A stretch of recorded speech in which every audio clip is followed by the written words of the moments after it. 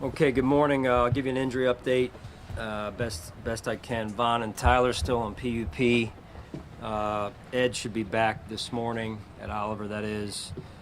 Damian, Cam, and Reggie still out, still working through their injuries. And then today's the last day of training camp in Rochester, and we're extremely grateful to the St. John Fisher staff and the staff of the Bills who have worked well together and gotten us through this camp, and it's been a productive camp. So it's always good to come up here, the way we're treated, and see our fan base in Western New York and the Rochester area in particular and beyond. And very thankful for how the St. John Fisher staff welcomes us with open arms, and I know they're getting ready to host their students and get the school year going. So again, extremely grateful. With that, we'll turn it over to your questions. Sean, is the rain today going to impact practice at all? No. What's the level of concern with Damian Harris? Always concerned, but to this point, feel like we're heading in a good spot, heading in a good direction on it. Yeah. So, Sean, since the pads went on, what did you see from Osiris Torrance and how he's handled himself? Yeah, I mean, I think he's had a good camp. He's a young player that learns every day, and that's the journey of a young player. I think you wake up and you're saying, hey, what lesson, what hard lesson am I going to learn today? And you just got to stay resilient. I think he's done that, and I think he's done some real good things to this point. How are you going to approach the first preseason game with starters? Yeah, most of the starters will play. Josh will not, Steph will not, and then maybe one or two other guys will not, but most of the starters will play. They'll play give or take a quarter, just again depending on who it is and the situation in the game. But overall, we want to get them where they need to go, but also then take a good look at some of the young players. What do you anticipate sitting Josh throughout the entire preseason? No. Coach, how has been your evaluation process thus far in camp, carrying two hats? Evaluation process, evaluating of camp? Yes. Well, again, I think it helps me evaluate camp when I'm more embedded with the defense like I've been this year, and I think we've had a good overall camp. I think as late as yesterday you saw the offense win some periods and some plays, and the defense then win some of theirs as well. So I liked what I saw yesterday. I thought it was a good back and forth during practice, a good competitive practice. Hey, Sean, if Isabella has a chance to make this team, is it going to be probably as a return guy? We see him back there working there. Well, you got a deep receiver room. Is that going to be probably his path? I would say both, really. The more you can do, the more valuable you become, and obviously having that potential as a returner, I think bodes well for any player that has a special teams component, especially when you're trying to make a football team. So he's done a nice job to this point. Sean, to jump back to the preseason, do you anticipate if DeMar will play, and what have those conversations been like just getting closer to? Yeah, he continues to be on schedule, so we'll continue to take it one day at a time. What is that like when it is one day at a time? He said the same about how he approaches it one day at a time when it's game planning now. Like, how do you balance making sure you're having those conversations, but also doing what's best for him, while also trying to, see who will be on the field? Yeah, similar to the other players that I mentioned with injuries, all that affects plate time. It affects planning. So we try and stay as up to date as possible as we can on that in the communication piece with our trainers, and in this case with DeMar. So I've been very impressed by the way he's handled himself to this point, but we remain working on at his cadence. So are you just to clarify? Are you just kind of waiting to hear from him whether or not he feels like he's ready to go in? I'm not going to get into the conversations that we're in a good spot. I think he's in a good spot. You've seen him out here every day. Again, we'll continue to take it one day at a time. Sean, you came to camp with a couple different position battles for starting spots. Leaving camp after today, just in general, do you feel like you got what you needed in those positions and you're trending where you need to be? I would say yes and no. At some positions, I wish one guy would have just kind of really separated himself, per se, but that hasn't happened, and some of that's due to the competition. Both players, kind of one has a good day, then the next day the other one comes back and has a better day. So, but overall, I think it's too early at this point, having not even played a game, to make a clear-cut decision either way. Sean, going off of that, what's the balance between these position battles? Is it you want to see more in training camp and games, 50-50? Do you lean heavily more in one direction? How does that work?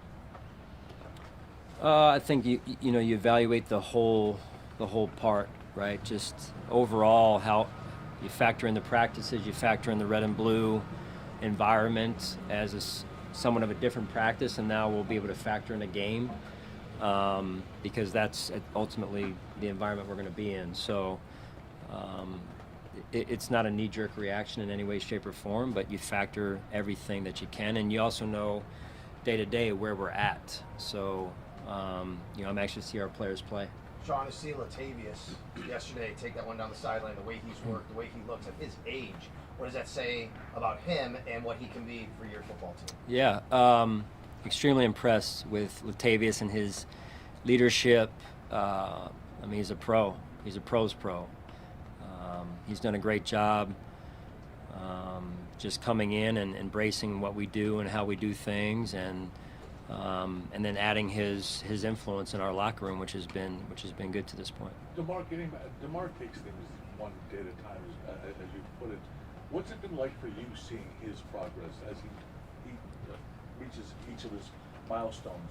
At his practice, being in practice, being the red and blue game, and then whenever he takes that, he steps on the field for a preseason game, if that happens. Yeah, listen, this is to some extent uncharted territory for me as well, and all of us.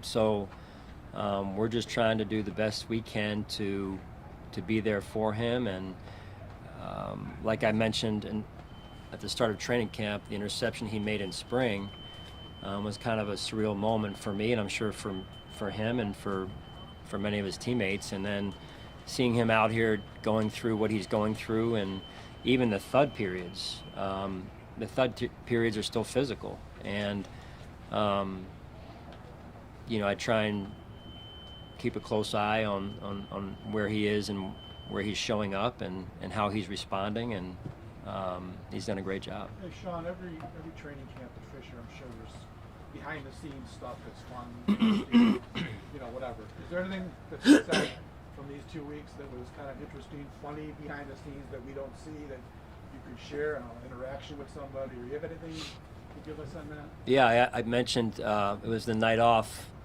I think it was, I've lost track of days now. What was our last night? Today's what?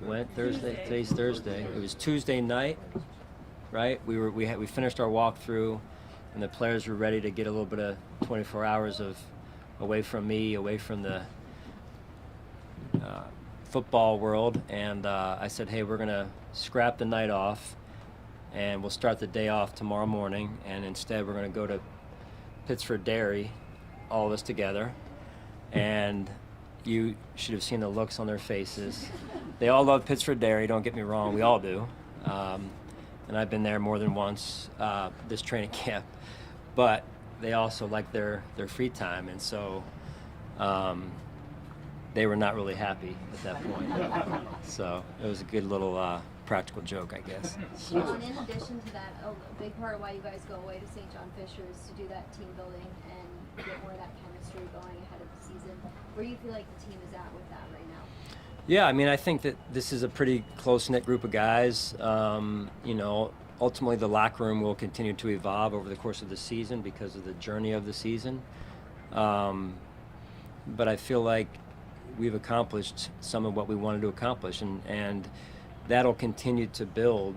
That chemistry, that rapport, the camaraderie will continue to build through the course of the season, and then obviously at the cut down it'll take a little bit of a new identity on at that point too, just because of who remains and who left. So, but all that Brandon and I try and factor in. Longer answer than you probably asked for, Maddie, but I think that's important, right? That we factor those certain personalities in as all the different pieces of the puzzle fit together. What are you looking for? Your understanding that Saturday is about planning for you guys and not about the Colts necessarily. Do you still feel you a big game fan for Isaiah McKenzie and his trash talking when he's calling them? Yeah, he reached out to me this summer, and then at the start of camp, and then since then he's gone silent. So I told him we were going to have to. I've never planned for a receiver in preseason before, but we'll have to find ways to double him and maybe triple team him and make sure we take him out of the plan for the Colts. So yeah, the whole game plan is really focused on him. Actually, I put his picture up in the meeting the other day and said, hey, this is public enemy number one. We got to take him away. So Sean, Sean, do you like the one cut down day because you got guys longer, or is it cumbersome to keep giving these guys reps so late into the training camp preseason? I think it's really one of those things that we adapt and adjust. It is what it is, so that's what we do. Thanks. Thanks, Sean.